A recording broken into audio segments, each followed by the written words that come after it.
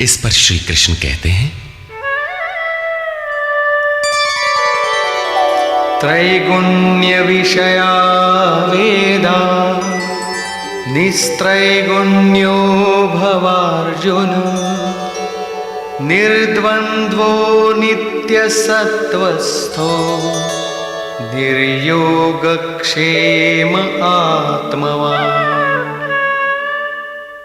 अर्जुन, त्रैगुण्य विषया वेदा, वेद तीनों गुणों तक ही प्रकाश करते हैं, इसके आगे का हाल वे नहीं जानते, इसलिए निस्त्रय गुण्यो भव अर्जुन। अर्जुन, तू तीनों गुणों से ऊपर उठ, अर्थात वेदों के कार्य क्षेत्र से आगे बढ़। कैसे बढ़ा जाए, इस पर श्री कृष्ण कहते हैं, निर्द्वंद्वः, सुख दुख के द्वंद्वों से रहित, नित्य सत्य वस्तु में स्थित और योग क्षेम को न चाहता हुआ आत्मपरायण हो, इस प्रकार ऊपर उठ। प्रश्न उठता है कि हम ही उठें या कोई वेदों से ऊपर उठा भी है? श्री कृष्ण बताते हैं कि आगे जो भी उठता है ब्रह्म को जानता है, और जो ब्रह्म को जानता है वो विप्र है। यावानर्थ उदपाने सर्वतः संप्लुतोदके तावान् सर्वेषु वेदेषु ब्राह्मणस्य विजानतः। सब ओर से परिपूर्ण जलाशय को प्राप्त होने पर मनुष्य का छोटे जलाशय से जितना प्रयोजन रहता है, अच्छी प्रकार ब्रह्म को जानने वाले ब्राह्मण का वेदों से उतना ही प्रयोजन रहता है। तात्पर्य यह है कि जो वेदों से ऊपर उठता है वो ब्रह्म को जानता है, वही ब्राह्मण है। अर्थात तू वेदों से ऊपर उठ, ब्राह्मण बन। अर्जुन क्षत्रिय था, श्री कृष्ण कहते हैं कि ब्राह्मण बन। ब्राह्मण, क्षत्रिय इत्यादि वर्ण स्वभाव की क्षमताओं के नाम है। यह कर्म प्रधान है, न कि जन्म से निर्धारित होने वाली कोई रूढ़ी। जिसे गंगा की धारा प्राप्त है उसे क्षुद्र जलाशय से क्या प्रयोजन? कोई उसमें शौच लेता है तो कोई पशुओं को नहला देता है, इसके आगे कोई उपयोग नहीं है। इसी प्रकार ब्रह्म को साक्षात जानने वाले उस विप्र महापुरुष का, उस ब्राह्मण का वेदों से उतना ही प्रयोजन रह जाता है। प्रयोजन रहता अवश्य है, वेद रहते हैं क्योंकि पीछे वालों के लिए उनका उपयोग है। वहीं से चर्चा आरंभ होगी। इसके उपरांत योगेश्वर श्री कृष्ण कर्म करते समय की जाने वाली सावधानियों का प्रतिपादन करते हैं। कर्मण्येवाधिकारस्ते मा फलेषु कदाचन मा कर्मफलहेतुर्भुर्मा ते संगोस्त्वकर्मणि। कर्म करने में ही तेरा अधिकार हो, फल में कभी नहीं। ऐसा समझ कि फल है ही नहीं, फल की वासना वाला भी मत हो और कर्म करने में तेरी अश्रद्धा भी ना हो। अब तक योगेश्वर श्री कृष्ण ने 39वें श्लोक में पहली बार कर्म का नाम लिया, किंतु यह नहीं बताया कि वो कर्म है क्या और उसे करें कैसे। उस कर्म की विशेषताओं पर प्रकाश डाला कि अर्जुन, इस कर्म द्वारा तू कर्मों के बंधन से अच्छी प्रकार छूट जाएगा। अर्जुन, इसमें आरंभ का अर्थात बीज का नाश नहीं है। आरंभ कर दे तो प्रकृति के पास कोई उपाय नहीं कि उसे नष्ट कर दे। अर्जुन, इसमें सीमित फल रूपी दोष भी नहीं है कि स्वर्ग रिद्धियों सिद्धियों में फंसाकर खड़ा कर दे। अर्जुन, इस कर्म का थोड़ा भी साधन जन्म मरण के भय से उद्धार कराने वाला होता है। किंतु अभी तक उन्होंने यह नहीं बताया कि वो कर्म है क्या, किया कैसे जाए। इसी अध्याय के 41वें श्लोक में उन्होंने बताया, अर्जुन, इसमें निश्चयात्मक बुद्धि एक ही है, क्रिया एक ही है। तो क्या बहुत सी क्रिया वाले भजन नहीं करते? श्री कृष्ण कहते हैं, वे कर्म नहीं करते इसका कारण बताते हुए कहते हैं कि अविवेकियों की बुद्धि अनंत शाखा वाली होती है, इसलिए वे अनंत क्रियाओं का विस्तार कर लेते हैं। वे दिखावटी शोभा युक्त वाणी में इन क्रियाओं को व्यक्त भी करते हैं। उनकी वाणी की छाप जिनके चित्त पर पड़ जाती है, उनकी भी बुद्धि नष्ट हो जाती है। अतः निश्चयात्मक क्रिया एक ही है, लेकिन यह नहीं बताया कि वो क्रिया कौन सी है। 47वें श्लोक में उन्होंने कहा, अर्जुन, कर्म करने में ही तेरा अधिकार है, फल में कभी नहीं। फल की वासना वाला भी मत हो और कर्म करने में तेरी अश्रद्धा ना हो, अर्थात निरंतर करने के लिए उसी में लीन होकर करें। किंतु यह नहीं बताया कि वो कर्म है क्या। प्रायः इस श्लोक का उद्धरण देकर लोग कहते हैं कि कुछ भी करो, केवल फल की कामना मत करो, हो गया निष्काम कर्म योग। किंतु अभी तक श्री कृष्ण ने बताया ही नहीं कि कर्म है कौन सा जिसे करें। यहां पर केवल कर्म की विशेषताओं पर प्रकाश डाला कि कर्म देता क्या है और कर्म को करते समय बरती जाने वाली सावधानियां क्या हैं, उन पर प्रकाश डाला। प्रश्न ज्यों का त्यों बना हुआ है, जिसे योगेश्वर आगे अध्याय 3-4 में स्पष्ट करेंगे। पुनः इसी पर बल देते हैं। योगस्थः कुरु कर्माणि संगं त्यक्त्वा धनंजय सिद्ध्य सिद्ध्योः समो भूत्वा समत्वं योग उच्यते। धनंजय, आसक्ति और संग दोष को त्याग कर सिद्धि और असिद्धि में समान भाव रखकर योग में स्थित होकर कर्म कर। कौन सा कर्म? निष्काम कर्म कर। समत्वम योग उच्यते। यह समत्व भाव ही योग कहलाता है। विषमता जिसमें ना हो, ऐसा भाव समत्व कहलाता है। रिद्धियां सिद्धियां विषम बनाती हैं, आसक्ति हमें विषम बनाती है। फल की इच्छा विषमता पैदा करती है, इसीलिए फल की वासना न हो, फिर भी कर्म करने में अश्रद्धा ना हो। देखी सुनी सभी वस्तुओं में आसक्ति का त्याग करके प्राप्ति और अप्राप्ति के विषय में न सोचकर केवल योग में स्थित रहते हुए कर्म कर। योग से चित्त चलायमान ना हो। योग एक पराकाष्ठा की स्थिति है और एक प्रारंभ की स्थिति भी होती है। प्रारंभ में भी हमारी दृष्टि लक्ष्य पर ही रहनी चाहिए। अतः योग पर दृष्टि रखते हुए कर्म का आचरण करना चाहिए। समत्व भाव अर्थात सिद्धि और असिद्धि में समभाव ही योग कहलाता है। जिसको सिद्धि और असिद्धि विचलित नहीं कर पाती, विषमता जिसमें पैदा नहीं होती, ऐसा भाव होने के कारण यह समत्व योग कहलाता है। यह इष्ट से समत्व दिलाता है, इसीलिए इसे समत्व योग कहते हैं। कामनाओं का सर्वथा त्याग है, इसलिए इसे निष्काम कर्म योग कहते हैं। कर्म करना है, इसलिए इसे कर्म योग कहते हैं। परमात्मा से मेल कराता है, इसलिए इसका नाम योग अर्थात मेल है। इसमें बौद्धिक स्तर पर ध्यान रखना पड़ता है कि सिद्धि और असिद्धि में समभाव रहे, आसक्ति न हो, फल की वासना न आने पाए। इसलिए यही निष्काम कर्म योग बुद्धि योग भी कहा जाता है। दूरेण ह्यवरं कर्म बुद्धियोगात् धनंजय बुद्धौ शरणमन्विच्छ कृपणाः फलहेतवः। धनंजय, अवरम कर्म, निकृष्ट कर्म, वासना वाले कर्म बुद्धि योग से अत्यंत दूर है।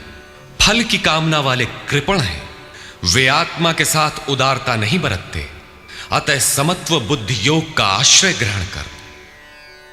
जैसी कामना है वैसा मिल भी जाए तो उसे भोगने के लिए शरीर धारण करना पड़ेगा। आवागमन बना है तो कल्याण कैसा। साधक को तो मोक्ष की भी वासना नहीं रखनी चाहिए, क्योंकि वासनाओं से मुक्त होना ही तो मोक्ष है। फल की प्राप्ति का चिंतन करने से साधक का समय व्यर्थ नष्ट हो जाता है और फल प्राप्त होने पर वो उसी फल में उलझ जाता है। उसकी साधना समाप्त हो जाती है। आगे वो भजन क्यों करे, वहां से वो भटक जाता है। इसलिए समत्व बुद्धि से योग का आचरण करें। ज्ञान मार्ग को भी श्री कृष्ण ने बुद्धि योग कहा था कि अर्जुन, ये बुद्धि तेरे लिए ज्ञान योग के विषय में कही गई। और यहां निष्काम कर्म योग को भी बुद्धि योग कहा गया। वस्तुतः दोनों में बुद्धि का दृष्टिकोण का ही अंतर है। उसमें लाभ हानि का रिकॉर्ड रखकर उसे जांच कर चलना पड़ता है। इसमें भी बौद्धिक स्तर पर समत्व बनाए रखना पड़ता है। इसलिए इसे समत्व बुद्धि योग कहा जाता है। इसलिए धनंजय, तू समत्व बुद्धि योग का आश्रय ग्रहण कर, क्योंकि फल की वासना वाले अत्यंत कृपण हैं। बुद्धियुक्तो जहातीह उभे सुकृत दुष्कृते तस्माद्योगाय युज्यस्व योग कर्मसु कौशलम्। समत्व बुद्धि युक्त पुरुष पुण्य पाप दोनों को ही इसी लोक में त्याग देता है, उनसे लिपायमान नहीं होता। इसलिए समत्व बुद्धि योग के लिए चेष्टा कर। योगः कर्मसु कौशलम। समत्व बुद्धि के साथ कर्मों का आचरण कौशल ही योग है। संसार में कर्म करने के दो दृष्टिकोण प्रचलित हैं। लोग कर्म करते हैं तो उसका फल भी अवश्य चाहते हैं, या फल न मिले तो कर्म करना ही नहीं चाहते। किंतु योगेश्वर श्री कृष्ण इन कर्मों को बंधनकारी बताते हुए आराधना को एकमात्र कर्म मानते हैं। इस अध्याय में उन्होंने कर्म का नाम मात्र लिया। अध्याय 3 के 9वें श्लोक में उसकी परिभाषा दी और चौथे अध्याय में कर्म के स्वरूप पर विस्तार से प्रकाश डाला। प्रस्तुत श्लोक में श्री कृष्ण ने सांसारिक परंपरा से हटकर कर्म करने की कला बताई कि कर्म तो करो, श्रद्धापूर्वक करो, किंतु फल के अधिकार को स्वेच्छा से छोड़ दो। फल जाएगा कहां? यही कर्मों के करने का कौशल है। निष्काम साधक की समग्र शक्ति इस प्रकार कर्म में लगी रहती है। फिर भी जिज्ञासा स्वाभाविक है कि क्या सदैव कर्म ही करते रहना है या इसका कुछ परिणाम भी निकलेगा? इसे देखें। कर्मजं बुद्धियुक्ता हि फलं त्यक्त्वा मनीषिणः जन्मबन्धविनिर्मुक्ताः पदं गच्छन्त्यनामयम्। बुद्धि योग से युक्त ज्ञानी जन कर्मों से उत्पन्न होने वाले फल को त्याग कर जन्म और मृत्यु के बंधन से छूट जाते हैं।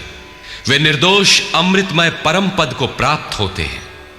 अर्जुन की दृष्टि त्रिलोकी के साम्राज्य तथा देवताओं के स्वामीपन तक ही सीमित थी। इतने तक के लिए भी वो युद्ध में प्रवृत्त नहीं हो रहा था। यहां श्री कृष्ण उसे नवीन तथ्य उद्घाटित करते हैं कि आसक्ति रहित कर्म द्वारा अनामय पद प्राप्त होता है। निष्काम कर्म योग परम पद को दिलाता है, जहां मृत्यु का प्रवेश नहीं है। इस कर्म में प्रवृत्ति कब होगी? यदा ते मोह कलिलं बुद्धिर्व्यतितरिष्यति तदा गन्तासि निर्वेदं श्रोतव्यस्य श्रुतस्य च। जिस काल में तेरी साधक की बुद्धि मोह रूपी दलदल को पूर्णतः पार कर लेगी, लेश मात्र भी मोह न रह जाए, उस समय जो सुनने योग्य है उसे तू सुन सकेगा और सुने हुए के अनुसार वैराग्य को प्राप्त हो सकेगा, अर्थात उसे आचरण में ढाल सकेगा। अभी तो जो सुनने लायक है उसे न तो तू सुन पाया है और आचरण का तो प्रश्न ही नहीं खड़ा होता। इसी योग्यता पर पुनः प्रकाश डालते हैं। श्रुति विप्रतिपन्ना ते यदा स्थास्यति निश्चला समाधावचला बुद्धिः तदा योगमवाप्स्यसि।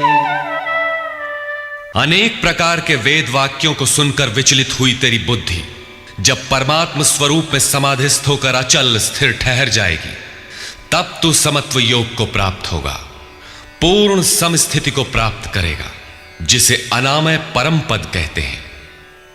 यही योग की पराकाष्ठा है और यही अप्राप्त की प्राप्ति है। वेदों से तो शिक्षा ही मिलती है, किंतु श्री कृष्ण कहते हैं श्रुति विप्रतिपन्ना। श्रुतियों के अनेक सिद्धांतों को सुनने से बुद्धि विचलित हो जाती है। सिद्धांत तो अनेकों सुने, लेकिन जो सुनने योग्य है लोग उससे दूर ही रहते हैं। ये विचलित बुद्धि जिस समय समाधि में स्थिर हो जाएगी, तब तू योग की पराकाष्ठा अमृत पद को प्राप्त करेगा। इस पर अर्जुन की उत्कंठा स्वाभाविक थी कि वे महापुरुष कैसे होते हैं जो अनामय परम पद में स्थित हैं, समाधि में जिनकी बुद्धि स्थिर है। उसने प्रश्न किया। अर्जुन उवाच,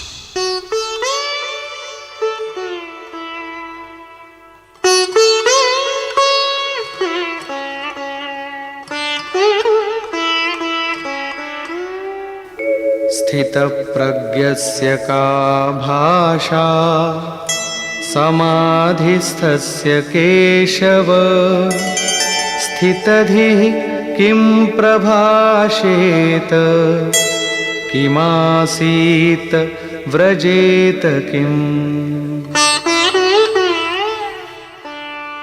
समाधीयते चित्तम यस्मिन् स आत्मा एव समाधिः। जिसमें चित्त का समाधान किया जाए वो आत्मा ही समाधि है। अनादि तत्व में जो समत्व प्राप्त कर ले उसे समाधिस्थ कहते हैं।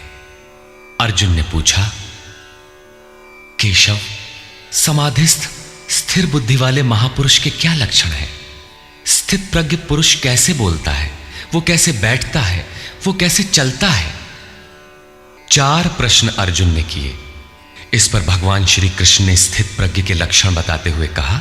श्री भगवान उवाच,